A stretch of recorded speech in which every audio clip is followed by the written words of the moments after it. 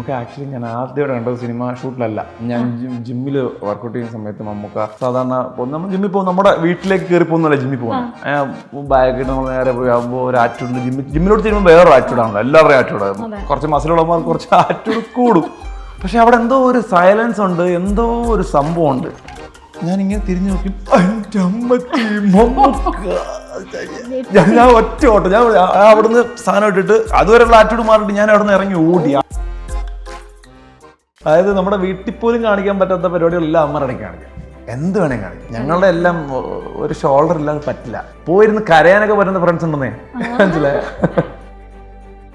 ചില ഡേറ്റ്സ് ഒക്കെ മാറി കഴിയുമ്പോഴത്തേക്കും ആ കോളൊക്കെ വരും. എൻ്റെ ആടുറ്റൂലെ പരിപാടി എനിക്ക് അങ്ങനെ വന്ന വേറെ ആലോചിച്ച് ഏതോ ഒരു മഹാൻ ചെയ്യേണ്ട ക്യാരക്ടറായിരുന്നു. ഇവിടെ നമ്മൾ ഭയങ്കര ആറ്റിറ്റ്യൂഡ്, ഭയങ്കര ഇവിടെ ഇതാണ് സെറ്റപ്പ് എന്ന് പറഞ്ഞ് നിൽക്കുന്ന സമയത്താണ് ഞാൻ ലാക്മേഡ് ഓഡീഷൻ ചെയ്യുന്നത്. അവിടെ ചെന്നപ്പോൾ ഒരു 350 ആമ്പിളായിരുന്നു, ആകെ 6 പേരെ മതി. ഫസ്റ്റ് റൗണ്ട് ഞാനൊക്കെ പുറത്തായി. കേരളത്തിലെ ആൺപിള്ളേർക്ക് 6 പാക്കിന്റെ ആവശ്യമില്ലെന്ന് തന്റെ തട്ടത്തിൻ മറയത്തിൽ പറയുന്ന പോലെ കേരളത്തിലെ ആമ്പിള്ളേർക്ക് 6 പാക്ക് വേണം. നമ്മുടെ ഇൻസ്റ്റാ റീൽസിലൊക്കെ ഒരുപാട് പയ്യന്മാരുണ്ട്, അവരൊക്കെ ഒന്ന് പൊളിച്ചുകൊണ്ടിരിക്കുക. എല്ലാം അടിപൊളിയാണ്. ഞാൻ പല ഈ ഹാഷർ ടീമൊക്കെ അല്ലേ, ഞാൻ അവരെ കുറേ നാട്ട് ഫോളോ ചെയ്യുന്നത്. അവരൊക്കെ ഉറപ്പായിട്ടും വരാൻ എളുപ്പമാണ്, സസ്റ്റെയിൻ ചെയ്യാനാണ് പാട്. ഞാനൊക്കെ ഏറ്റവും സ്ട്രഗിൾ ചെയ്യുന്ന സസ്റ്റെയിൻ ചെയ്യാൻ വേണ്ടിയിട്ടാണ്. ഹായ് ഹലോ, എല്ലാവർക്കും നമസ്കാരം. ഇന്ന് എന്നോടൊപ്പം ഉള്ളത് മലയാള സിനിമയിലെ ഒരു സ്റ്റൈലിഷ് സ്റ്റാർ തന്നെയാണ്. ആൾ മലയാളിയാണോ എന്ന് എല്ലാവർക്കും സംശയമുള്ളൊരു ആക്ടർ കൂടിയാണ്. എന്നാൽ അമരൻ എന്ന സിനിമ ഇറങ്ങിയപ്പോൾ മേജർ മുകുന്ദൻ്റെ ഒപ്പം തന്നെ വന്ന മേജർ മിഥുനാണ് എന്നോടൊപ്പം.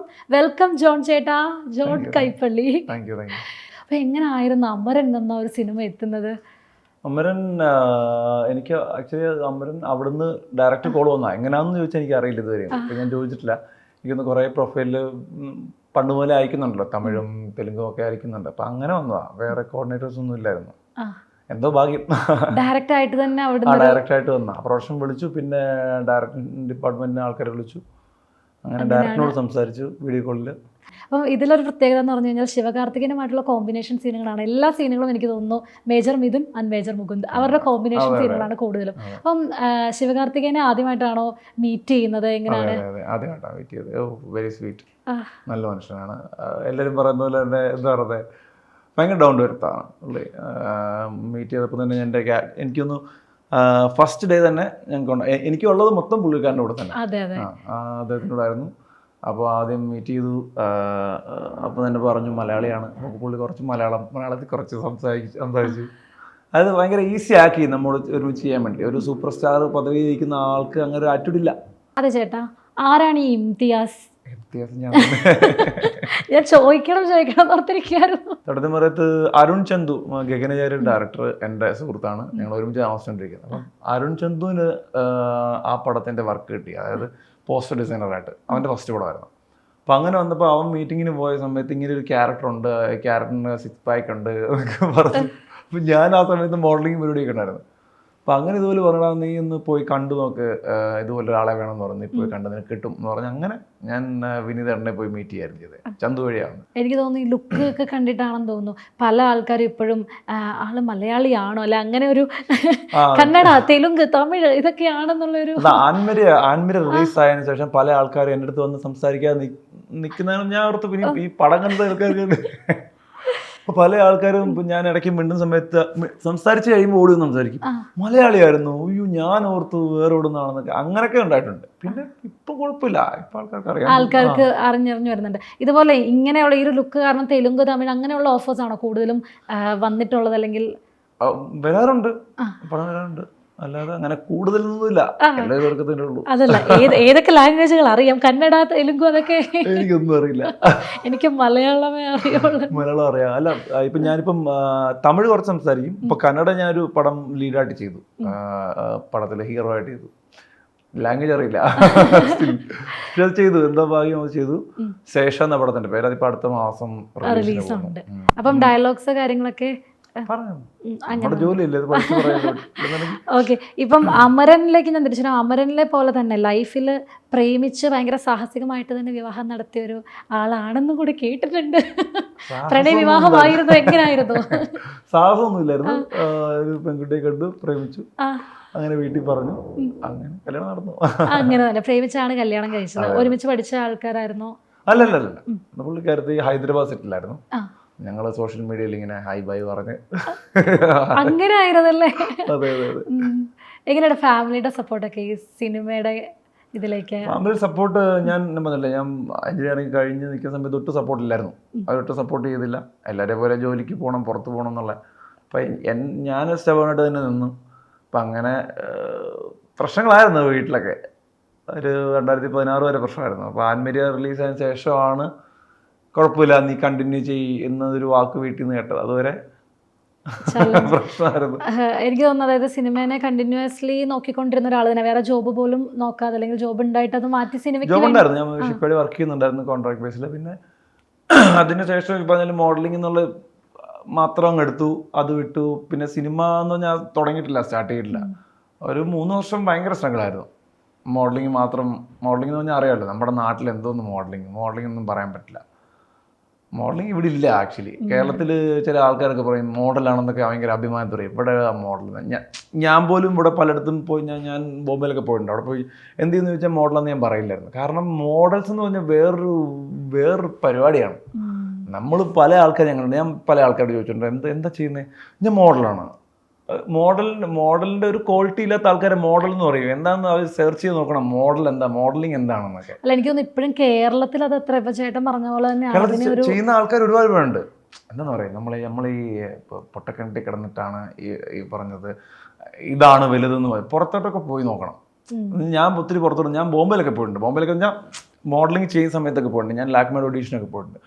ഇവിടെ നമ്മൾ ഭയങ്കര ആറ്റിറ്റ്യൂഡ്, ഭയങ്കര ഇവിടെ ഇതാണ് സെറ്റപ്പ് എന്ന് പറഞ്ഞ് നിൽക്കുന്ന സമയത്താണ് ഞാൻ ലാക്മേഡ് ഓഡീഷൻ ചെന്നത്. അവിടെ ചെന്നപ്പോൾ ഒരു 350 ആമ്പിള്ളേരുണ്ട്. ആകെ 6 പേരെ മതി. ഫസ്റ്റ് റൗണ്ട് ഞാനൊക്കെ പുറത്തായി.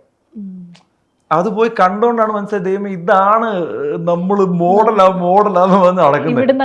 അപ്പൊ ലോകം കണ്ടാലേ നമുക്ക് അറിയത്തുള്ളൂ എന്താണ് ലോകത്ത് നടക്കുന്നത്. കേരളം അല്ല നമ്മുടെ ലിമിറ്റേഷൻ, പുറത്തേക്ക് പോകണം. അപ്പോൾ ഈ പറഞ്ഞ പോലെ നമുക്ക് ധൈര്യമായിട്ട് പറയാൻ പറ്റണം ഞാൻ മോഡലാണ്. ഇപ്പം എനിക്ക് ഈ നമ്മുടെ കുറച്ച് ഫ്രണ്ട്സ് ഉണ്ട്, കുറച്ച് ചെറുപ്പക്കാരുണ്ട്. അവരൊക്കെ പറയുമ്പോൾ അവരൊക്കെ പോയി നോക്കണം, പോയി ചെന്ന് ഇതൊക്കെ എക്സ്പീരിയൻസ് ചെയ്തിട്ട് വേണം പറയാൻ നമ്മളൊക്കെ മോഡലാണ്, ആക്ടറാണ്. അതെ അതെ. എനിക്ക് തോന്നുന്നു ഇപ്പം ക്യാരക്ടേഴ്സിലാണെങ്കിലും ഇപ്പം വരുന്ന ക്യാരക്ടേഴ്സ് നല്ല ക്യാരക്ടേഴ്സാണ് ഇപ്പം ജോൺ ചേട്ടനെ തേടി എത്തുന്നതും വരുന്നതൊക്കെ. അപ്പം ഈ ഒരു സ്ട്രഗ്ലിംഗ് പീരീഡ് ഉണ്ടായിരുന്നു എന്ന് പറഞ്ഞല്ലോ. അപ്പോഴും സിനിമ തന്നെ ഫോക്കസ് ചെയ്ത്, അല്ലെങ്കിൽ സിനിമയിൽ തന്നെ പിടിച്ചു നിർത്താം എന്ന്, അല്ലെങ്കിൽ അങ്ങനെ നോക്കിക്കൊണ്ടിരുന്ന ഒരു എലമെന്റ് എന്തായിരുന്നു? സിനിമ തന്നെ. വേറെന്താ എലമെന്റ് എന്ന് പറഞ്ഞാൽ നമുക്ക് എങ്ങനെയും മെയിൻ സ്ട്രീമിൽ വരണം എന്നുള്ളൊരു ഒറ്റൊരു ആഗ്രഹമായിരുന്നു. അതായത് സിനിമയാണ്. എനിക്ക് സിനിമ പണ്ട് മുതലേ ഭയങ്കര ഇഷ്ടമായിരുന്നു. പണ്ട് മുതലേ സിനിമകൾ ഒരുപാട് കാണുമായിരുന്നു. മമ്മൂക്കാടെയും പ്രത്യേകിച്ച് മലയാളം പടങ്ങളാണ് ഞാൻ കണ്ടുകൊണ്ടിരുന്നത്. പിന്നീടാണ് സിനിമ മെയിനായിട്ട് എടുത്തു കഴിഞ്ഞപ്പോഴാണ് വേൾഡ് സിനിമയിലൊക്കെ കാണാൻ തുടങ്ങിയത്. അതിപ്പോഴും അത്രയും പടങ്ങളൊന്നും കാണുന്നില്ല. സ്റ്റിൽ മലയാളത്തിനോടാണ് ആ സിനിമകൾ കണ്ടിട്ടാണ് എനിക്ക് സിനിമയിൽ വരണമെന്ന് ആഗ്രഹമായത്. അങ്ങനെ സിനിമ ഫോളോ ചെയ്തു. ചെറുപ്പം പോലെ ഒരു സിനിമ നടനാകണമെന്ന് ആഗ്രഹിച്ചു. അങ്ങനെ ഒരു ഫയർ ഉണ്ടായിരുന്നു. സ്ട്രഗിൾ ചെയ്യുമ്പോഴും ഈ പറഞ്ഞ ഇടയ്ക്ക് ഇട്ടിട്ട് പോകാന്നൊക്കെ തോന്നുമ്പോഴും സിനിമ എന്നുള്ളൊരു സാധനം, ആ ഒരു ആഗ്രഹം ഉണ്ടായിരുന്നു. അതുകൊണ്ടാണ് നിൽക്കുന്നതും ഇനി അങ്ങോട്ടും അങ്ങനെ തന്നെ ആയിരിക്കും. ഒരു റോള് കിട്ടുമ്പോഴത്തേക്കിനും അതിനെ എങ്ങനെയൊക്കെയാണ് സ്വയം ഒരു രീതിയിൽ മോൾഡിങ് കാര്യങ്ങൾ എങ്ങനെയൊക്കെയാണ് അതിൽ എഫേർട്ട് എടുക്കാറുള്ളത്? അതെനിക്കറിയില്ല. അങ്ങനൊന്നും പറയാറുള്ള ആക്ടറൊന്നും ആയിട്ടുള്ളത് എനിക്ക് തോന്നുന്നു. എന്നാലും ചില പരിപാടിയൊക്കെ കിട്ടുമ്പോൾ ഞാൻ ശ്രദ്ധിക്കാറുണ്ട്. ചില പോലീസ് വേഷങ്ങൾ കിട്ടുമ്പോൾ ഞാൻ പോലീസ് സ്റ്റേഷനിലൊക്കെ പോയിരിക്കാറുണ്ട്. പിന്നെ അതുപോലെ എന്തെങ്കിലും അങ്ങനത്തെ എനിക്കങ്ങനെ ഭയങ്കര നാടൻ പരിപാടിയൊന്നും കിട്ടിയിട്ടില്ല. എനിക്ക് തോന്നുന്നു ഇപ്പൊ പട്ടാളം, പോലീസ് അല്ലെങ്കിൽ സ്റ്റൈലിഷ്, ഞാൻ മുമ്പ് പറഞ്ഞല്ലോ ആ സ്റ്റൈൽ ക്യാരക്ടേഴ്സ് ആണ് വരുന്നത്. ഏതെങ്കിലും റോള് ചെയ്യണം എന്ന് ആഗ്രഹമുള്ളതുണ്ടോ? എനിക്ക് പിന്നെ ഉറപ്പായിട്ടും നാടൻ പരിപാടികൾ എനിക്ക് ചെയ്യണമെന്ന് ആഗ്രഹമുണ്ട്. ഞാൻ പറഞ്ഞല്ലേ, നാട്ടില് മരമ്പത്തൊക്കെ ഇരുന്ന് കണ്ടത്തിലൊക്കെ നടന്ന് അങ്ങനത്തെ പരിപാടിയൊക്കെ ചെയ്യണമെന്ന് ആഗ്രഹമുണ്ട്. പിന്നെ ഞാൻ നാടനാണ്. വിളിക്കുന്നില്ലെന്നല്ലേ എന്നെ ഈ നാടൻ പരിപാടികൾക്കൊന്നും അല്ലേ? അല്ല, ആൾക്കാർക്ക് അറിയാവുന്നതായിരിക്കും. ഞാൻ പറഞ്ഞില്ലേ, ഇപ്പൊ എല്ലാ പടത്തിലും ഇങ്ങനെ ഒരു സ്റ്റൈലിഷ് പരിപാടികളൊക്കെ വിളിക്കുന്നത്. പിന്നെ എന്നെ കണ്ടാൽ എല്ലാവർക്കും തോന്നുന്നു ഞാൻ ഒരു വില്ലൻ. അതെ, ഒരു ജിമ്മൻ, ഒരു സ്റ്റൈലിഷ്. എനിക്ക് തോന്നുന്നു കേരളത്തിലെ ആൺപിള്ളേർക്ക് 6 പാക്കിന്റെ ആവശ്യമില്ലെന്ന് തന്റെ തട്ടത്തിൻ മറയത്തിൽ പറയുന്ന പോലെ 6 പാക്കുമായിട്ട് സിനിമയിൽ വന്നിട്ട് 6 പാക്ക് വേണ്ടാന്ന് പറഞ്ഞൊരു ആക്ടറാണ്. അതെ, 6 പാക്ക് എടുത്ത് കളഞ്ഞ് സിംഗിൾ പാക്കൊക്കെ ആയി വയറൊക്കെ ചാടി നടന്ന ആളായിരുന്നു. ഇപ്പൊ എല്ലാവരും ബോഡി കോൺസെൻട്രേറ്റ് ആണ് എല്ലാവരും. ഇപ്പൊ കണ്ടില്ലേ, ടോവിയൊക്കെ കണ്ടില്ലേ, എപ്പോഴും സെറ്റാണ് എല്ലാവരും, മിക്ക ആർട്ടിസ്റ്റുകളും. അപ്പോൾ കേരളത്തിൽ ആമ്പിള്ളേർക്ക് സിക്സ് പാക്ക് വേണം. എങ്ങനെയാണ് സ്റ്റിൽ ഇപ്പം ഈ ഒരു ഫിറ്റ്നസ് ഒക്കെ മെയിൻറ്റെയിൻ ചെയ്യാൻ എന്തൊക്കെയാണ് ചെയ്യുന്നത്? എന്താണ് ഈ സൗന്ദര്യത്തിന്റെ രഹസ്യം? സൗന്ദര്യത്തിൻ്റെ ദൈവം തമ്പുരാന്റെ കൃപ അല്ല. പിന്നെ ബോഡി മെയിൻറ്റെയിൻ ചെയ്യും എന്ന് പറഞ്ഞാൽ അത് നമ്മുടെ ആവശ്യമാണല്ലോ. കാരണം ഓരോ പ്രോജക്റ്റിനും ചിലപ്പം ബോഡി മെയിൻറ്റെയിൻ ചെയ്യേണ്ടി വരും. ഇപ്പം ഞാൻ ഈ മോഡലിംഗ് എന്ന് പറഞ്ഞില്ലേ, അപ്പം അടുത്തൊരു പരിപാടി ഞാൻ പുറത്തേക്ക് പോകാനുള്ള പരിപാടിയാണ്, മോഡലിങ്ങിൻ്റെ പരിപാടി. അപ്പോൾ അതിങ്ങനൊരു വർക്ക് കിട്ടി. അപ്പോൾ അതുകൊണ്ട് എനിക്ക് ഒരു 10 കിലോളം കുറയ്ക്കേണ്ട വന്നു. അപ്പോൾ ഒരു 8 കിലോ കുറഞ്ഞിരിക്കുകയാണ്. അപ്പം അങ്ങനെ അതിനു വേണ്ടിയിട്ടാണ് ബോഡി ഇപ്പം ചെയ്യുന്നത്. സിനിമ വരുവാണെങ്കിലും ചില പടത്തിന് സിനിമയ്ക്ക് വേണ്ടിയിട്ടൊക്കെ ആണ് അങ്ങനെ കുറച്ചുകൊണ്ടൊക്കെ വരുന്നതല്ലേ. എനിക്കൊന്ന് ആൻമരിയ കലിപ്പിലാണ് അതിലെ സാറ്, എനിക്ക് തോന്നുന്നു എല്ലാവരും തന്നെ ഏറ്റെടുത്തൊരു സാറായിരുന്നു. ഒരു നെഗറ്റീവ് ഷെയ്ഡിലൊക്കെ എനിക്കത് ചെയ്യാൻ വലിയ പാടൊന്നും ഉണ്ടായിരുന്നില്ല. അതെന്ന് വെച്ചാൽ കാരണം എനിക്ക് അങ്ങനത്തെ ഒരു സാറുണ്ടായിരുന്നു, അതുപോലെ ഒരു PT മാഷ് ഉണ്ടായിരുന്നു. എല്ലാവർക്കും ഉണ്ട്, ചിലപ്പോൾ നിങ്ങൾക്കൊക്കെ ഇങ്ങനെ പേടിച്ചു പേടിക്കുന്ന. മാത്സും കൂടിയായിരുന്നു. ഒന്നാമത്തെ മാത്സ് അറിയത്തില്ല, അതിനിടയ്ക്ക് അങ്ങനെ ഒരു കലിപ്പ് സാർ മാത്സ് പഠിപ്പിച്ചു. മാത്സ് ഒക്കെ ശരിയാ, ഏതെങ്കിലും ഉണ്ടാവും. കൂടുതലും ഞങ്ങൾക്ക് ഇതുപോലൊരു PT മാഷ് ഉണ്ടായിരുന്നു. പക്ഷേ അത്രയും വൃത്തിയായിട്ടൊന്നും അല്ല കേട്ടോ. പുള്ളി ഭയങ്കര സ്ട്രിക്റ്റ് ആണ്, എല്ലാവരെയും പിടിച്ചടിക്കും, അങ്ങനെ അങ്ങനത്തെ പരിപാടി ഉണ്ടായിരുന്നു. ഇപ്പൊ സ്കൂളിലൊന്നും പിള്ളേരൊന്നും അടിക്കത്തില്ലെന്ന് തോന്നുന്നു, ചൂടിലൊക്കെ വെച്ച് വരുമായിരുന്നു. അപ്പൊ ഞാൻ പുള്ളിയെ മനസ്സിൽ അടിച്ച ആ പരിപാടി ചെയ്തത്. അപ്പോൾ അതുകൊണ്ട് എനിക്ക് അത് വലിയ പാടായിട്ടൊന്നും തോന്നിയില്ല, അത് ചെയ്തു. പിന്നെ മിഥുൻ ചേട്ടൻ ചെയ്യിപ്പിച്ചു. അത് പറഞ്ഞ പോലെയാണ് മിഥുൻ ചേട്ടനുമായിട്ടൊരു സൗഹൃദം എങ്ങനെയാണ്? കാരണം ആടിലാണെങ്കിലും ആട് 1, 2 നമ്മൾ ആട് 3ക്ക് വേണ്ടിയിട്ടും വെയിറ്റിംഗ് ആണ്.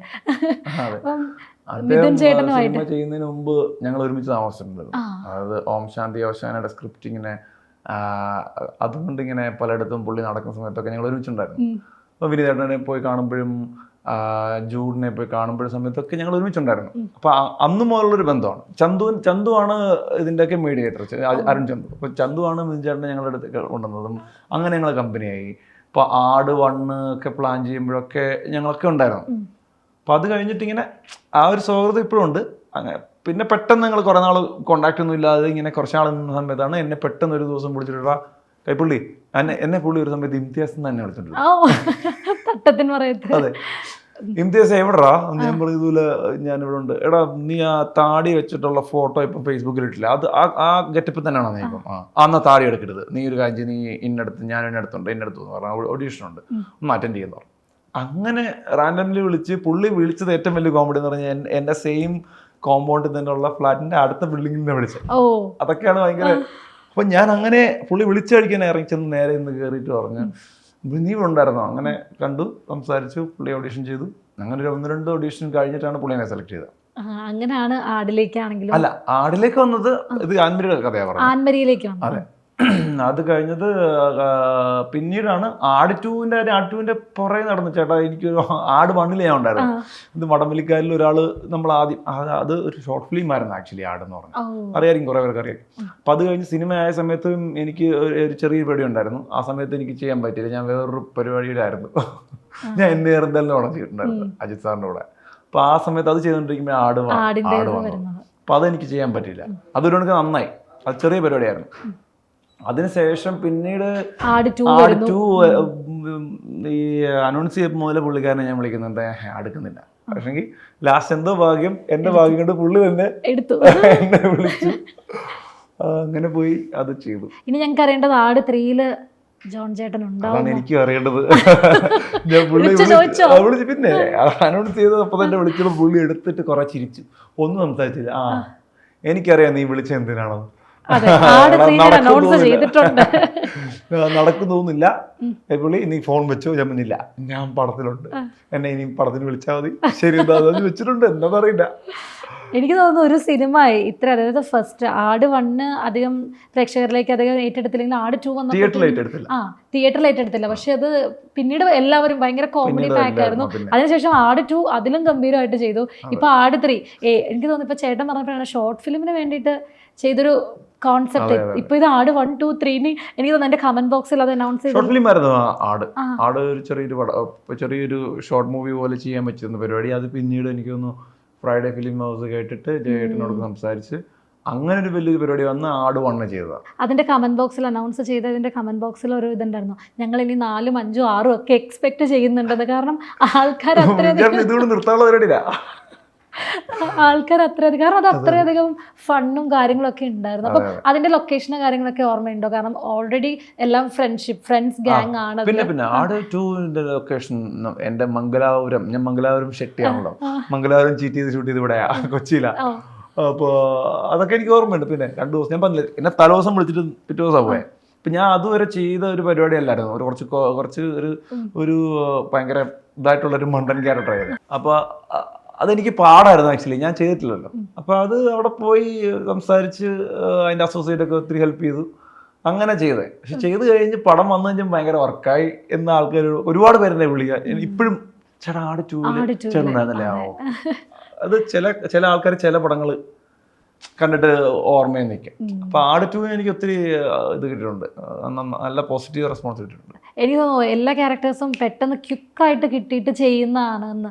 ഇപ്പൊ ആടിലാണെങ്കിലും ആൻമരി പെട്ടെന്ന് വരുന്നു, പിറ്റേ ദിവസം ഷൂട്ട് തുടങ്ങാം, അങ്ങനെ ഏതെങ്കിലും ഒക്കെ സിനിമകൾ ഉണ്ടായിരുന്നോ? പിന്നെ ഞാൻ ഞാൻ പറഞ്ഞു കന്നഡ പടം വന്നിട്ട് ശേഷം ഇതുപോലായിരുന്നു, പെട്ടെന്ന് ഇതുപോലെ വീട്ടിൽ നിൽക്കുകയായിരുന്നു, ഷൂട്ടൊന്നും ഇല്ലാതെ കുറച്ച് നാൾ ബ്രേക്ക് ആയിട്ട് ഇങ്ങനെ ഒരു പണിയില്ലാതെ വീട്ടു ജോലിയൊക്കെ എടുത്ത് നിൽക്കുന്ന സമയത്ത് എനിക്ക് പെട്ടെന്ന് കോൾ വന്നു. അയ്യൂബ്, എൻ്റെ സുഹൃത്ത് അയ്യൂബ് ഖാൻ എഡിറ്ററാണ്. അപ്പോൾ പുള്ളി എന്നെ വിളിച്ചു, ദൃശ്യത്തിൻ്റെ എഡിറ്റർ. പുള്ളി എന്നെ വിളിച്ചു, പുള്ളിക്കാരൻ വിളിച്ചിട്ട് എന്ന് പറഞ്ഞാൽ നിന്നെ കുറേ കണ്ട് വിളിച്ചുകൊണ്ടിരിക്കുന്നു, പെട്ടെന്ന് നീ കോൾ അറ്റൻഡ് ചെയ്തിട്ട് ഒരാളെ വിളിക്കുന്നു. ഞാൻ വിളിച്ചു ഡയറക്ടറായിരുന്നു വിളിച്ചത്. ഡയറക്ടർ പറഞ്ഞു മീറ്റ് ചെയ്യണം സാർ എങ്കിൽ ഇരിക്കെ. ഞാൻ പറഞ്ഞു ഇതുപോലെ നാട്ടിലാണ് സാർ, ഉച്ച കഴിഞ്ഞിട്ട് വണ്ടി ബുക്ക് ചെയ്ത് തരാൻ വരുമോ? അത് ബാംഗ്ലൂരിലേക്ക് ഉച്ച കഴിഞ്ഞ് ബുക്ക് ചെയ്ത് നേരെ പോയി അവിടെ ചെന്ന് ഡയറക്ടറിനെ കണ്ട് അവർ ഓക്കെ പറഞ്ഞു സാർ നാളെ ഷൂട്ട് തുടങ്ങും സാർ. നാളെ തുടങ്ങാം. ഞാൻ പറഞ്ഞു കന്നഡ എനിക്ക് കമാന്നൊരു വർഷം പറയാറില്ല, ഞാൻ എന്ത് ചെയ്യും? പറഞ്ഞു ഒരു കുഴപ്പമില്ല സാർ കണ്ടിപ്പാ பண்ணுவாங்க സാർ. ഞാൻ പറഞ്ഞു ഓക്കെ. ഞാൻ പറഞ്ഞു ഒരു ദിവസം എനിക്ക് ബ്രേക്ക് ആവും, എനിക്ക് വീട്ടിൽ പോയി നാടകം കണ്ട് നാടിനോടൊക്കെ ഇത് പറയണം, ഞാൻ കന്നഡ പടം ചെയ്യാൻ പോവാണ്. അങ്ങനെ എനിക്ക് ഒരു ദിവസം തന്നു. എങ്ങനെന്നറിയില്ല, പടം നല്ല രീതിയിൽ വന്നിട്ടുണ്ട്. പടം ഇപ്പം അടുത്ത മാസം റിലീസാണ്. കന്നഡ മാത്രമല്ല, കന്നഡ മലയാളം ചെയ്തു, അത് ബൈലിംഗിൽ 2 ലാംഗ്വേജ് ഷൂട്ട് ചെയ്തു. അതായത് കന്നഡ ഷൂട്ട് ചെയ്തു. അതാണ് എനിക്ക് കിട്ടുന്ന ഏറ്റവും വലിയ അനുഗ്രഹം. അതായത് കന്നഡ എനിക്ക് അറിയാത്തതുകൊണ്ട് മലയാളത്തിലുണ്ടായിരുന്നു. അത് കഴിഞ്ഞ് ആ ടേക്ക് കഴിഞ്ഞിട്ട് നമുക്ക് യൂണിഫോം ചേഞ്ച് ചെയ്തിട്ട് പോലീസ് ക്യാരക്ടർ, അപ്പൊ ആ യൂണിഫോം ചേഞ്ച് ചെയ്തിട്ട് കന്നഡ എഴുതും, അവിടെ ചെയ്യും. അങ്ങനെ ഒരു പരിപാടി ചെയ്തു. പെട്ടെന്ന് പോയി അങ്ങനെ ഒരു സിനിമ അഭിനയിച്ചല്ലേ? അതൊക്കെ ദൈവാനുഗ്രഹമാണ്. എനിക്ക് തോന്നുന്നു വീട്ടുകാരൊക്കെ പേടിച്ചിരിക്കണം, കാരണം എപ്പോഴാ കാണാതെ പോകുന്നതെന്ന് പറയാൻ പറ്റത്തില്ല. അങ്ങനെ പറയാറുണ്ടോ? നിന്ന നിപ്പിലൊക്കെ അല്ല, അങ്ങനെ ചിലപ്പം അങ്ങനെ വിളി വരാറുണ്ട്. കാരണം ചില ആൾക്കാര് ചില ഡേറ്റ്സ് ഒക്കെ മാറി കഴിയുമ്പോൾ ആ കോളൊക്കെ വരും. എൻ്റെ ആട് 2 പരിപാടി എനിക്ക് അങ്ങനെ വന്ന വേറെ ഏതോ ഒരു മഹാൻ ചെയ്യേണ്ട ക്യാരക്ടറായിരുന്നു. ആൻമരി വരെ അങ്ങനെ ഉണ്ടായിരുന്നു. ആൻമരി വേറെ ആരോട് ചെയ്യാൻ പറ്റുന്നത്, അത് എനിക്ക് തോന്നുന്നു ഏത് സിനിമയിൽ അഭിനയിച്ചാലും ആ സിനിമ എനിക്ക് തോന്നുന്നു ഹിറ്റിലേക്ക് പോകുന്നൊരു, ഈ നടൻ ഉണ്ടെങ്കിൽ ആ സിനിമ ഒരു ഹിറ്റ് ലിസ്റ്റിലുള്ള ഒരു സിനിമയാണ്. ഏത് സിനിമ എടുത്തു നോക്കിയാലും തട്ടത്തിൻമറയത്തിലെ ഇന്ത്യാസ് തൊട്ട്. അപ്പൊ അങ്ങനെ എന്തെങ്കിലുമൊക്കെ ഇപ്പൊ ഇൻഡസ്ട്രിയിൽ നിന്നാണെങ്കിലും നീ ഉണ്ടെങ്കിൽ ഞങ്ങളുടെ സിനിമ ഹിറ്റ്, അങ്ങനെയൊക്കെ ആൾക്കാർ പറയാറുണ്ടോ? ഒരു ഫ്രണ്ട്സ് പറയാറുണ്ട്, പക്ഷേ ഈ സിനിമക്കാരും പറയത്തില്ല, വന്നിട്ടില്ല. ശരിയാണ്, ഞാൻ ചെയ്ത പടത്തിൽ ഒരു 75-80% പടങ്ങളും ഇതുപോലെ നല്ല കൊമേഴ്ഷ്യൽ ഫിലിംസ് ആണ് ചെയ്തത്. അപ്പൊ അത് എന്തോ ഭാഗ്യം കൊണ്ട് അത് ഹിറ്റാണ്, മിക്കതും നല്ല ഹിറ്റാണ്. ഇപ്പം അമരൻ എനിക്കൊന്ന് 250 crores കഴിഞ്ഞു. അപ്പോൾ അതൊക്കെ ഒരു ലക്കാണ്. അപ്പോൾ ഈ ഇൻഡസ്ട്രിയിൽ ഇങ്ങനെ പിടിച്ചു നിൽക്കണമെങ്കിൽ അല്ലെങ്കിൽ ഇങ്ങനെ ആക്ടിംഗ് ഒക്കെ താല്പര്യമുള്ളവർക്ക് കണക്ഷൻ തന്നെയാണോ സിനിമകളെ? കണക്ഷൻ തന്നെയാണ്, പിന്നെ നന്നായിട്ട് അഭിനയിച്ചാൽ മതി. ഇപ്പം ഇന്നത്തെ കാലത്ത് എന്ന് പറയുമ്പോൾ ഇപ്പം ഇന്നത്തെ സിനിമയിൽ കൂടുതലും ഇപ്പം സോഷ്യൽ മീഡിയ പ്ലാറ്റ്ഫോംസ് ഒക്കെ അത്ര ആക്റ്റീവാണ്. അതുകൊണ്ട് തന്നെ പണ്ടൊക്കെ ഒരാൾക്ക് സിനിമയിൽ എത്തുന്ന അത്ര ഡിഫിക്കൽട്ടി ഇല്ല ഇന്ന് സിനിമയിൽ വരണമെങ്കിൽ. അപ്പം അതെങ്ങനെയാണ് ഇപ്പം ഇന്ന് ഒരാൾക്ക് ഒരു അതുപോലെ തന്നെ ഓപ്പർച്യൂണിറ്റീസ് കുറയുന്നുമുണ്ട്, എല്ലാവർക്കും ഒന്നും എത്തിപ്പെടാൻ പറ്റുന്നില്ല. സിനിമയിൽ വരാൻ ആഗ്രഹിക്കുന്നവരോടൊക്കെ എന്തായിരിക്കും ചേട്ടന് പറയാനുള്ളത്? സിനിമ ശരിയാ, ഇപ്പം പണ്ടത്തെ പോലെ പണ്ട് വരാൻ കുറച്ച് പാടായിരുന്നു, ഇപ്പം ഇന്ന് വരാൻ കുറച്ച് എളുപ്പമാണ്. പക്ഷെ വന്നു കഴിഞ്ഞാൽ സസ്റ്റെയിൻ ചെയ്യുന്ന പരിപാടിയുണ്ട്, വരാൻ പറ്റും, പിടിച്ചിരിക്കാൻ പറ്റുന്ന വെച്ചിട്ട് കുറച്ച് പാടുള്ള പരിപാടി. അപ്പം ഞാനൊക്കെ ഫേസ് ചെയ്യുന്നില്ല, പിടിച്ചിരിക്കാൻ ഭയങ്കര സ്ട്രഗിളാണ്. കാരണം നിറച്ച ആൾക്കാരല്ലേ ഈ പറഞ്ഞ, ഇപ്പം നമ്മുടെ ഇൻസ്റ്റാ റീൽസിലൊക്കെ ഒരുപാട് പയ്യന്മാരുണ്ട്, അവരൊക്കെ വന്ന് പൊളിച്ചുകൊണ്ടിരിക്കുക, എല്ലാം അടിപൊളിയാണ്. ഞാൻ ഇപ്പോൾ ഹാഷർ ടീമൊക്കെ അല്ലേ, ഞാൻ അവന്മാരെ കുറേ നാൾ ഫോളോ ചെയ്യുന്നുണ്ട്, അവന്മാരൊക്കെ ഉറപ്പായിട്ടും വരും. അപ്പം അതുപോലെ ഹാഷർ ടീം മാത്രമല്ല, കുറേ ആൾക്കാരുണ്ട് അങ്ങനത്തെ. അപ്പോൾ വരാൻ എളുപ്പമാണ്, സസ്റ്റെയിൻ ചെയ്യാനാണ് പാട്. ഞാനൊക്കെ ഏറ്റവും സ്ട്രഗിൾ ചെയ്യുന്ന സസ്റ്റെയിൻ ചെയ്യാൻ വേണ്ടിയിട്ടാണ്. നമ്മൾ വന്നു, ഇനിയിപ്പോൾ നമ്മൾ പിടിച്ച് നിന്നിട്ട് നമ്മൾ ആൾക്കാരെ കൈയടി വാങ്ങിക്കണമെങ്കിൽ പാടാണ്. ഏറ്റവും പാട് നമ്മുടെ മലയാളികളുടെ കൈയടി മേടിക്കാൻ അല്ലേ? അതെ അതെ. അക്സെപ്റ്റ് ചെയ്യാൻ ഭയങ്കര പാടാണ്. അക്സെപ്റ്റ് ചെയ്താൽ ഞാൻ രക്ഷപ്പെട്ടു. ഇപ്പം ഏതൊരു ആക്ടറൊക്കെയാണ് ഒരു ഇൻസ്പിറേഷൻ അല്ലെങ്കിൽ ഏറ്റവും കൂടുതൽ ഇഷ്ടപ്പെട്ടിരുന്ന ഒരു മലയാളം ഇൻഡസ്ട്രിയിൽ ആരെയായിരുന്നു? ഞാൻ പറഞ്ഞു മമ്മൂക്കയുടെയും ലാലേട്ടൻ്റെയും പടങ്ങൾ, ഒരുപാട് പടങ്ങൾ ഇങ്ങനെ എനിക്കിപ്പോഴും ഉണ്ട്. ഇത്രയും കാസറ്റ് ഒരേ സമയത്ത് 3-4 കാസറ്റ് നമുക്ക് ഒരു കാസറ്റ് കടയിൽ നിന്നൊക്കെ റെന്റ് ചെയ്യാൻ പറ്റുള്ളൂ പണ്ട്. ഒക്കെ ഓർമ്മയുണ്ടോ കാസറ്റ്? നിങ്ങളൊക്കെ ഇരിക്കുന്ന CD-യുടെ ആൾക്കാർ. ഞാനൊക്കെ കാസറ്റൊക്കെ ലാസ്റ്റ് ഞങ്ങളുടെ അപ്പം 2-3 കാസറ്റ്. അപ്പം ഒരു 2 മമ്മൂക്ക പടം 2 ലാലേട്ടൻ പടം അങ്ങനെയാണ് നമ്മൾ എടുത്തുകൊണ്ടിരുന്നത്. അപ്പം മാറി മാറി അങ്ങനെ കണ്ടതാ. ഉറപ്പായിട്ടും വേറെ ആരെയും എനിക്ക് പെട്ടെന്ന് ഓർമ്മ മമ്മൂക്ക ലാലേട്ടൻ. മമ്മൂക്കയുടെ കൂടെ എനിക്ക് തോന്നുന്നു മാസ്റ്റർ പീസ്, ഷൈലോക്ക് അങ്ങനെ സിനിമകളും ചെയ്തിട്ടുണ്ടായിരുന്നു. അപ്പൊ മമ്മൂക്കനെ ആദ്യം കണ്ട മൊമെന്റ് ഏതായിരുന്നു ഓർമ്മയുണ്ടോ? എങ്ങനെയായിരുന്നു? മമ്മൂക്ക ആക്ച്വലി ഞാൻ ആദ്യമായിട്ട് കണ്ടത് സിനിമ ഷൂട്ടിലല്ല, ഞാൻ ജിമ്മിൽ വർക്കൗട്ട് ചെയ്യുന്ന സമയത്ത് മമ്മൂക്ക. അത് ഭയങ്കര കോമഡി ആയിരുന്നു കേട്ടോ. അതായത് ഞാൻ ഇതുപോലെ ജിമ്മിൽ സാധാരണ നമ്മൾ ജിമ്മിൽ പോകും, നമ്മുടെ വീട്ടിലേക്ക് കയറി പോകുന്നല്ല ജിമ്മിൽ പോകുന്നത്. ബാഗിട്ട് നമ്മൾ നേരെ പോയി ആകുമ്പോൾ ഒരു ആറ്റിറ്റ്യൂഡിൽ ജിമ്മിലോട്ട് ചെയ്യുമ്പോൾ വേറൊരു ആറ്റിറ്റ്യൂഡാണല്ലോ, എല്ലാവരുടെയും ആറ്റിറ്റ്യൂഡ്. കുറച്ച് മസിലുള്ളവന്മാർ കുറച്ച് ആറ്റിറ്റ്യൂഡ് കൂടും. അപ്പോൾ ഞാൻ അതുപോലെ നല്ല സെറ്റായിരിക്കുന്ന സമയത്ത് ഞാൻ ഇങ്ങനെ ഭയങ്കര നേരെ കയറി ചെന്ന് അകത്തോട്ട് കയറി സാധാരണ കയറി ഒരു വാഷ്റൂമിലൊക്കെ ചെന്ന് കയറി കുറേ എല്ലാം സെറ്റ് ചെയ്ത് ഡ്രസ്സൊക്കെ ഷൂസൊക്കെ ഇട്ട്. പക്ഷെ സാധാരണ ഗതിയിലുള്ളൊരു അറ്റ്മോസ്ഫിയർ അല്ല അവിടെ. എന്തൊക്കെയോ സൈലൻസ് ഒക്കെ ആരൊക്കെയോ ഉണ്ട്. ഞാൻ ആരെയും മൈൻഡ് ചെയ്തില്ല. അറിയാലോ അന്ന് നമുക്ക് പ്രായം എന്ന് പറഞ്ഞാൽ ഭയങ്കര ഓടി നടക്കുന്ന ഒരു സമയമാണ്, 10 വർഷം മുമ്പ്. അപ്പൊ ഞാനിങ്ങനെ, പക്ഷെ അവിടെ എന്തോ ഒരു സൈലൻസ് ഉണ്ട്, എന്തോ ഒരു സംഭവം ഉണ്ട്. അപ്പം ഞാൻ ഇവിടെ നിന്ന് ഷൂസ് ഒക്കെ ഇട്ട് ഞാനിങ്ങനെ തിരിഞ്ഞു നോക്കി, ഞാൻ ഒറ്റ ഓട്ടം. ഞാൻ അവിടുന്ന് സാധനം ഇട്ടിട്ട് അതുവരെയുള്ള ആറ്റിറ്റ്യൂഡ് മാറിയിട്ട് ഞാൻ അവിടെ നിന്ന് ഇറങ്ങി ഓടി. അവിടുന്ന് വാഷ്റൂം ഇറങ്ങി പോയിട്ട് ഞാൻ അവിടെ പോയി വർക്കൗട്ട് ചെയ്യാനിരിക്കുന്ന ഞാൻ ആകെ ഷോക്കായിട്ട്. ഇത് മമ്മൂക്ക കണ്ടു. ഞാനൊന്നും സിനിമയൊന്നും ചെയ്തിട്ടില്ല അവിടെ. നമുക്ക് കണ്ടു കഴിഞ്ഞ് കുറച്ച് കഴിഞ്ഞ് ഞാൻ ഇനി ജിമ്മിൽ കയറോ പോണോ എന്ന് പറയും. എനിക്ക് എന്തോ പോലെ എന്തോ ഒരു അറിയാലോ. അത് കഴിഞ്ഞ് കുറച്ചു നേരം കഴിഞ്ഞ് മമ്മൂക്ക അപ്പുറത്ത് വന്നു. അപ്പം മമ്മൂക്കയുടെ കൂടെ ഉള്ള വർക്കൗട്ട് ചെയ്യുന്ന ആൾക്കാരെ എന്നെ അറിയാവുന്ന. അപ്പോൾ എന്നെ ഇങ്ങനെ വിളിച്ചു, ദൂരെ നിന്ന് ഇങ്ങനെ വിളിച്ചിട്ട് ഇങ്ങനെ എന്നെ വിളിച്ചിട്ട് ഈ പറഞ്ഞ ട്രെയിനറിനെ വിളിച്ചിട്ട് പറഞ്ഞു, മമ്മൂക്ക ഇത് ഇവിടുത്തെ വലിയ മോഡലാണ് കേട്ടോ, പുള്ളി മോഡലിംഗ് ചെയ്യുന്ന ആളാണ്. ഞാനാകെ ഭയങ്കര ഫാനാണ്, എനിക്ക് വേറെ ഒന്നും പറയാനില്ല. ഓക്കെ, അങ്ങനെയാണ് മമ്മൂക്ക ആദ്യം കാണുന്നത്. ഈ ഇൻസിഡന്റ് അത് കഴിഞ്ഞ് സിനിമയിൽ കയറി മാസ്റ്റർ പീസ് ഒക്കെ എത്തിക്കഴിഞ്ഞിട്ട് പറഞ്ഞായിരുന്നു മമ്മൂക്കയോട്? എനിക്ക് മമ്മൂക്ക എപ്പോഴും കാണുമ്പോൾ ഭയങ്കര പേടിയാണ്, ഇപ്പോഴും പേടിയാണ്. എന്തോ ഒരു പേടിയാണ്, റെസ്പെക്റ്റാണ്, റെസ്പെക്റ്റിനുള്ള പേടിയാണ് കേട്ടോ. ഭയങ്കര ഇഷ്ടമാണ് നമുക്ക്. ഇപ്പം മോഡലിംഗ് പോലെ തന്നെ ഏറ്റവും ഇഷ്ടം സിനിമ അല്ലാതെ വേറൊരു കാര്യം കൂടി ജോൺ ചേട്ടന് ഭയങ്കര ക്രേസ് ഉള്ളൊരു കാര്യമുണ്ട്. എന്താണത്? ക്രിക്കറ്റ്. അത് ആലോചിക്കാനില്ലല്ലേ? ഇപ്പൊ ഇന്ന് വന്നപ്പോഴാണെങ്കിലും സൗണ്ട് ഒക്കെ പോയി എന്ന് പറഞ്ഞു. അപ്പൊ ഞാൻ ചോദിച്ചു ഫീവർ ആണോ, ഫീവർ പിടിച്ചോ? അതല്ല, എന്തായിരുന്നു? കഴിഞ്ഞ ദിവസം ഞാനൊരു ടീമിൽ കളിക്കുന്നുണ്ട്, കിങ് മേക്കേഴ്സ് എന്ന് പറഞ്ഞിട്ട്. അത് ക്രിക്കറ്റ് ബോൾ തന്നെ. അപ്പോൾ അതിൻ്റെ ഒരു മാച്ച് ഉണ്ടായിരുന്നു. അത് ഫൈനലിൽ കപ്പടിച്ചു കഴിഞ്ഞ് ഭയങ്കര ബഹളമൊക്കെ ഉണ്ടായി. അപ്പോൾ അന്ന് പോയ സൗണ്ടാ.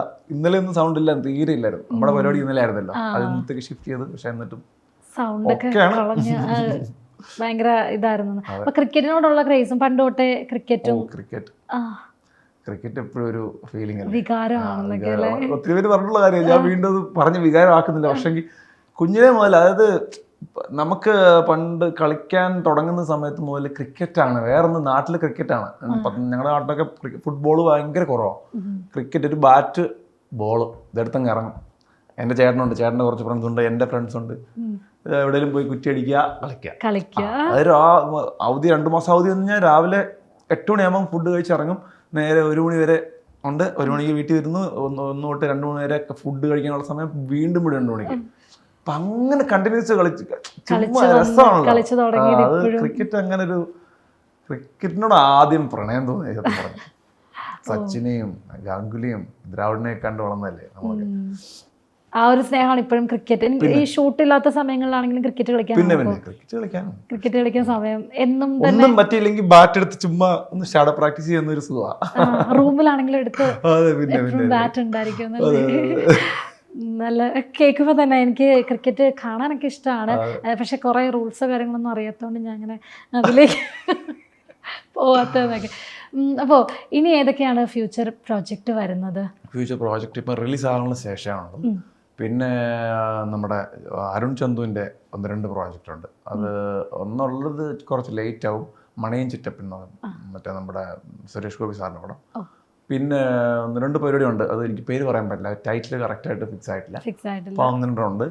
പിന്നെ ഒരു ഹിന്ദി പടം ചിലപ്പം, ഞാൻ മുമ്പ് പറഞ്ഞത് കന്നഡ, ഹിന്ദി, തെലുങ്ക്, തമിഴ്, ആള് പാൻ ഇന്ത്യൻ അതെ, പാൻ ഇന്ത്യൻ പരിപാടിയായിരുന്നൊക്കെ. അപ്പോൾ ഇപ്പോൾ എനിക്കൊരു കാര്യം കൂടി ചോദിക്കാനുണ്ട്. അതായത് ഇപ്പം ഫ്രണ്ട്ഷിപ്പിന് എനിക്ക് തോന്നുന്നു ഏറ്റവും കൂടുതൽ സ്നേഹിക്കുന്നതും ഏറ്റവും കൂടുതൽ വാല്യൂ കൊടുക്കുന്ന ഒരാളാണ് ജോൺ ചേട്ടൻ. അപ്പം എങ്ങനെയാണ് ഫ്രണ്ട്ഷിപ്പിനെ ഒന്ന് ഡിഫൈൻ ചെയ്യാൻ പറയുവാണെങ്കിൽ എങ്ങനെയായിരിക്കും? ഫ്രണ്ട്ഷിപ്പ് എന്താ, നമുക്ക് ഏറ്റവും കംഫർട്ടബിൾ ആയിട്ട് ഇങ്ങനെ ചുമ്മാ എവിടെയെങ്കിലും പോയിരിക്കുക, അമ്മമാരൊക്കെ ഉണ്ടെങ്കിൽ നമുക്ക് എന്ത് വേണമെങ്കിൽ കാണിക്കാമല്ലോ. അതായത് നമ്മുടെ വീട്ടിൽ പോലും കാണിക്കാൻ പറ്റാത്ത പരിപാടികളെല്ലാം അമ്മമാരുടെയൊക്കെ കാണിക്കാം, എന്ത് വേണമെങ്കിൽ കാണിക്കാം, കളിയാക്കാം. അതൊന്നും നമുക്കൊരു ലിമിറ്റേഷൻ ഇല്ലാത്തൊരു സ്ഥലമാണ് ഫ്രണ്ട്സിൻ്റെ ഇടയ്ക്ക്. എന്ത് വേണമെങ്കിലും പറയാം, ഏത് ലാംഗ്വേജ് വേണമെങ്കിലും പറയാം. ഞാൻ ഏറ്റവും കൂടുതൽ എൻജോയ് ചെയ്യുന്നത് എൻ്റെ ഫ്രണ്ട്സിനോട് ഇരിക്കുമ്പോൾ. കാരണം അവരാണ് എൻ്റെ കംഫർട്ട് സോൺ. എനിക്കെപ്പം ഇപ്പോൾ രാത്രി 12 മണിക്ക് വിളിച്ചാലും ബാടാ ഇവിടെ നിന്നിരിക്കാമെന്നും അങ്ങനെ പറയുന്ന ആൾക്കാരാണ് കൂട്ടുകാർ. അപ്പം അങ്ങനെ ഒരുപാട് പേരുണ്ട് കേട്ടോ. അതിപ്പം കൊച്ചി വന്നിട്ട് കൊച്ചിയിൽ ഒത്തിരി പേരുണ്ട്. ഇപ്പോൾ നാട്ടിലുണ്ടായിരുന്ന കൂട്ടുകാരൊക്കെ കുറേ പേര് ഗൾഫിൽ പോയി. ഈ പറഞ്ഞ പോലെ എവിടെ പോയാലും നമുക്ക് കുറച്ച് ഫ്രണ്ട്സ് ഉണ്ട്. മറ്റേ നമ്മുടെ അശോകേട്ടൻ പറഞ്ഞില്ലേ, സോബു എന്ന് പറഞ്ഞില്ലേ, എവിടെ പോയാൽ അതെല്ലാവർക്കും ഉള്ള. എനിക്കൊന്ന് ആണും കാണും തോന്നുന്നു കുറച്ച്. നിങ്ങൾക്ക് പെണ്ണുങ്ങൾക്ക് ഇല്ലെന്നല്ല പറഞ്ഞ്, ഗായ്സിനാണ് കുറച്ചുകൂടെ കൂട്ടുകാർ കുറെ എണ്ണം കൂടുതലുള്ളൂ അല്ലേ? അതെ അതെ, കൂട്ടുകാർ കൂടി. ഞങ്ങളുടെ എല്ലാം ഒരു ഷോൾഡർ ഇല്ലാതെ പറ്റില്ല കൂട്ടുകാർ. എനിക്ക് ഒത്തിരി ഫ്രണ്ട്സ് ഉണ്ട്, നല്ല ക്ലോസ് ആയിട്ടുള്ള കുറച്ച് ഫ്രണ്ട്സ് ഉണ്ട്, എപ്പോഴും സംസാരിക്കാൻ പറ്റുന്ന, നമ്മുടെ പോയിരുന്ന് കരയാനൊക്കെ പറ്റുന്ന ഫ്രണ്ട്സ് ഉണ്ടെന്നേ. അതാ കണ്ണിലുണ്ട്. കാരണം ഫ്രണ്ട്ഷിപ്പിനെ പറ്റി പറഞ്ഞപ്പോൾ കുറേ തവണ നമ്മൾ സംസാരിച്ചതിന് ഇടയ്ക്കൊക്കെ പറയുന്നുണ്ടായിരുന്നു, ആ ഫ്രണ്ട് സർക്കിൾ തന്നെയാണ് എന്നെ ഇങ്ങനെ പോസിറ്റീവായി കൊണ്ടുപോകുന്നതെന്ന്. ഇനിയും ഇതുപോലുള്ള നല്ല നല്ല റോളുകളിലൂടെ, ഇതുപോലുള്ള തകർപ്പൻ അമരനിലേക്ക് പോലെ തകർപ്പൻ ക്യാരക്ടേഴ്സിലൂടെ ഞങ്ങളെ ഇനിയും എൻ്റർടൈൻ ചെയ്യാൻ ആ ചേട്ടനെ സാധിക്കട്ടെ എന്ന് ആശംസിക്കുന്നു. Thank you so much. Thank you.